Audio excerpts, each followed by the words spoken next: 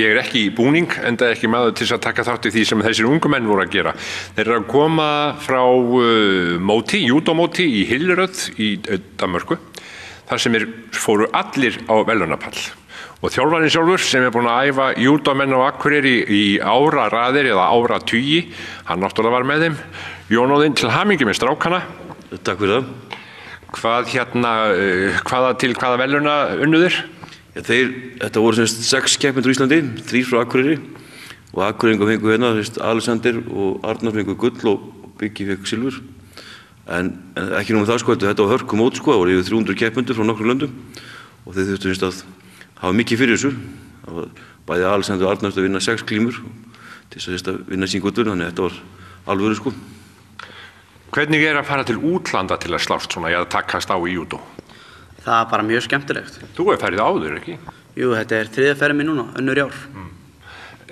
Hvað ertu búin að vera lengi í júdó? Ég hef æft í 11 ár. Og hvað ertu gamall? Ég er 17, 97 módel. Þannig að þú kannt brögðin? Já, kann þetta. Já. Birgir, hvað ert þú búin að vera lengi? Það er svona 8 ár. Já. Og þú? Ég er búin að vera í 10 ár. 10 ár? Og hvað ertu gamall? Ég er 14 ára. Já, en segið mér strákar, af hverju fara menn út í júdó? Af hverju er þeir ekki handbolta eða fótbolta?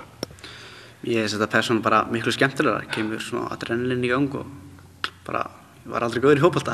Nei, en hafðir gaman að fótbolta þá? Já, ég hef alltaf haft gaman að því, en bara meira júdó. Og hvernig breytir júdómanni eitthvað? Það eru ákveðnar reglur og virðing og fleira sem á bakvið þetta. Breytir þetta ykkur sem ungum mönnum? Já, þetta bara, ég er búin að vera í 11 ár, ég bara, já, ég er búin að vera með manni frá byrjun. Jón Óðinn, Óti, júdó, hvað er það sem að þú leggur fyrir þessu ungu menni eða unga fólkið? Ekki neitt, bara duglega æfa, það er engin formúla, formúlan að vita í hver formúlan þetta er bara leggja þess allar fram, þetta er ósköp einfalt. En hvað sko neyingar og takk fyrir glímuna og allt það? Já, það er innbyggt bara í júdó, alltaf þegar þú bæðir þú æfir með einhverjum og þegar þú keppir, það er alltaf innbyggt í júdó, þú voru alltaf að byrja og enda viðreglun eða æfinguna með því að neyja fyrir hverjum til að sína svona ákveðna virðingu og þetta er innbyggt og verður svona sjálfgefið. Já, þannig að menn þurfum í sjálfu sér ekkert að velta því fyrir sér? Nei, þetta verður sjálfsagt. Þið börðust þarna í Hilleröð, Birgir, þú náðir í silfurverðlaun, þú ert ekki með peningin á þér? Nei, hann er heima. Og hvernig var að fara á pall eftir svona mót? Það var bara gaman og skemmtilegt. Og þú, hvernig var það að taka gull, hafa gull hálsinn? Það var bara algjör snill sko. Já. Þegar þú, af því að þú ert nú svona nettur strákur, lendir þú ekki oft í því að glíma við stærri stráka? Jú, ég glíma við stærri sko. Já. Og hvernig gengur það? Það gengur bara mjög vel. Þegar þú kemur á, hvað heitir það hringinn? Nei, á dýnunar. Á dýnuna, þegar þú kemur á dýnuna, sér stóra stráka mótið þér, búin að hneigja þig og svo eigið að fara að takast á, hvað hugsaðu? Ég hugsa voða lítið sko, ég er bara búin að gera svo lengi að ég bara hugsa mjög lítið sko. Já, en ertu búin að ákveða hvernig tök þú átt að taka? Já, og fyrir eftir hvernig þeir eru og hvort ég þekki hann og svona. Já, en nú náttúrulega varst að keppa við stráka frá útlöndu frá ýmsum öðrum löndum sem þú þekkir ekki neitt. Já, og þá, ég sá stundum hvernig þeir voru að hita upp á hann. Hvernig þeir voru að hita upp á hinum hann. Já, og þannig þú pælir í því líka.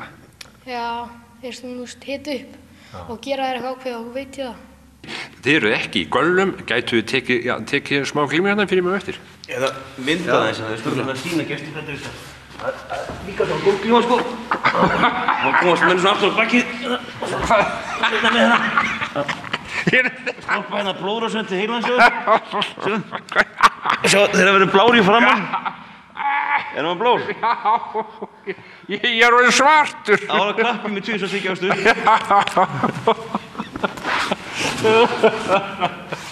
Æjæjæ. Náður þú sér ekki close-up? Jæja.